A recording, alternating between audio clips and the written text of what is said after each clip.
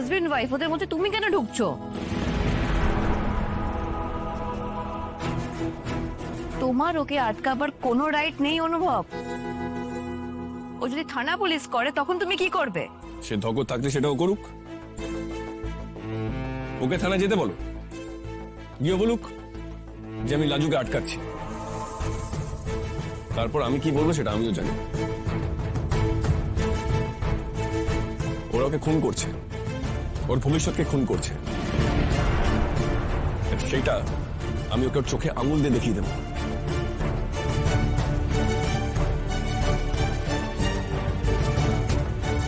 কৃষ্ণ বাবা, তুই এবার চুপ কর, মাথা গরম করে কোনো লাভ নেই।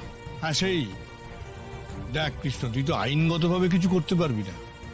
আর লাজু যখন নিজেই রাজি হয়েছে সুদেবের সঙ্গে যাওয়ার জন্য, সেক্ষেত্রে ওকে আটকানোরও কোনো মানে নেই, ওকে যেতে দে। দেখ আমি তো বোঝালাম, ও মানবে না। জেঠুমনি এটা বললে হবে না। কেন আমি আটকাতে পারবো না?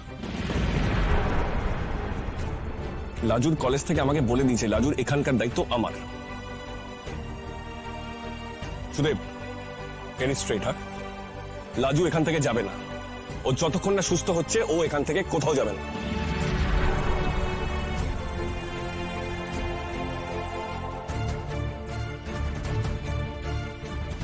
এই লাজু, তুই আমাকে বল তো, তোর মনের মধ্যে কি চলছে আমাকে বল, পরিষ্কার করে বল।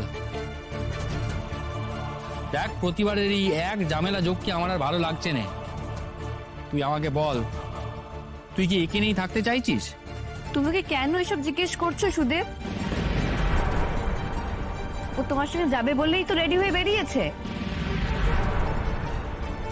আছে টিচার দিদি, তুমি এর মাঝে কথা বলো না। রাজু আমার সামনে ভালো মানুষ সাজে বলে তৈরি হয়ে এসেছে।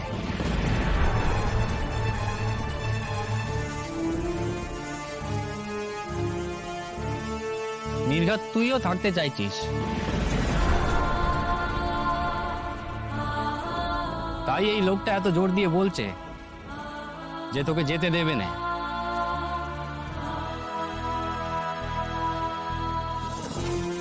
শোন লাজু, তোর যদি একে নিয়ে থাকারই মন হয় তবে তুই একে নিয়েই থাক। আমাকে রেহাই দে, তোকে আর কোনোদিনও ফিরতে হবে না, আর আমার সঙ্গে কোনো সম্পর্ক তোকে রাখতে হবে না।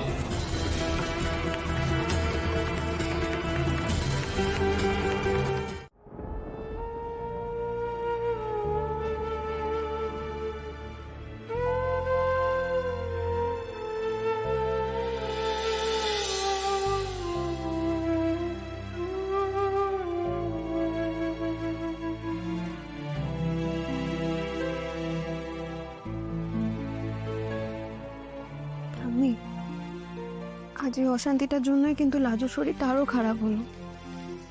সুদেব তারা না এতটা নির্বোধ। সে তো জানি, তো কৃষ্ণর ওইভাবে চেঁচামেচি করাটা ঠিক হয়নি। কি করতো ছোটদা ভাই? চুপ করে থাকতো।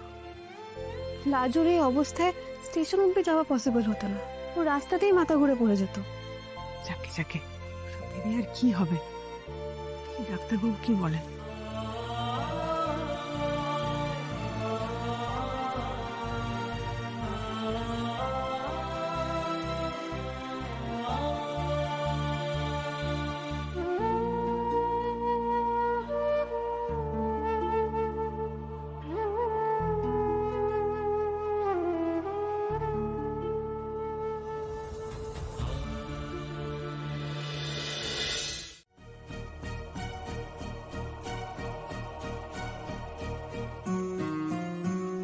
দেখো বাবা, লাজুর শারীরিক যে অবস্থা, এতটা পথ যাওয়ার দখলও নিতে পারবে না। সেই জন্যেই আমরা বলেছিলাম যে ওকে নিয়ে না বেরোতে। তুমি তো কথা শুনছো না। এই যে রাস্তাঘাটে যদি কোনো বিপদ আপদ হতো তখন তুমি কি করতে? তুমি তো একা একেবারে দিশেহারা হয়ে পড়তে না।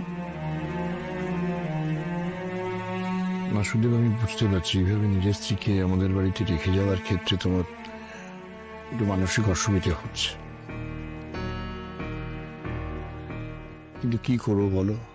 আর তুমিও যে সব কাজ ফেলে আমাদের বাড়িতে এসেছো স্ত্রীকে নিয়ে যাওয়ার জন্য, সেটাও বুঝতে পারছি, কিন্তু সবকিছু তো আমাদের হাতে নেই, তাই না? ওর যা শারীরিক অবস্থা, এতটা ধকল তো নিতে পারবে না, সেটা বুঝো একটু। আর কৃষ্ণর সঙ্গে তোমার যে কথা কাটাকাটি বা মনোমালিন্য হয়েছে, সেসব অভিমান দূরে সরিয়ে রেখে লাজুর শরীরের কথাটা একটু ভাবো। এই যে যখন তখন সেন্সলেস হয়ে যাচ্ছে, বলো তো কি বিপদ হবে? তাই বলছিলাম যে ও যতদিন না সুস্থ হয়ে ওঠে, সে কটা দিন নয় আমাদের বাড়িতে থাকো। না না, সে না গেলে চলবে কেন? আমি একা বাড়িতে ফিরলে মা আমাকে ঘরে ঢুকতে দেবে? আপনারা শহুরে মানুষজন না আমাদের গা ঘরের সমস্যাটা বুঝতে চাননি। দেখো বাবা, মানে রাজুর এই অবস্থা শোনার পরেও তোমার মা কি বলবেন এই আধমরা মেয়েটাকে নিয়ে যাওয়ার জন্য? বলবেন?